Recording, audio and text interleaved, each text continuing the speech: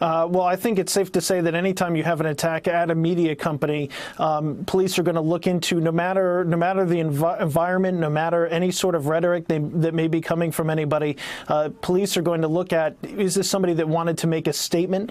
Is this somebody that had a specific message that they wanted to deliver? In addition, we should mention that we have had an incident in the last 3 or 4 years here where a television reporter at a CBS affiliate was shot and killed, but that had to do more with a workplace dispute. That was somebody who had significant issues, it appeared, based upon court documents we saw at the time, with his workplace environment. And so that was in a situation there where any sort of media person was targeted because of any sort of ideology or any sort of thing that person reported. So we want to be a little bit cautious. I think, Ali, as you suggested, just to kind of wait till we hear from authorities what this motive might have been for the shooting. It could have been a domestic incident, although based upon the amount of people that were injured and killed in this, I'm told at least 5 people have been sent to the hospital. As the police said, that at least 5 people have been killed. When we look at numbers that high and we see somebody that was appeared based upon eyewitness reports,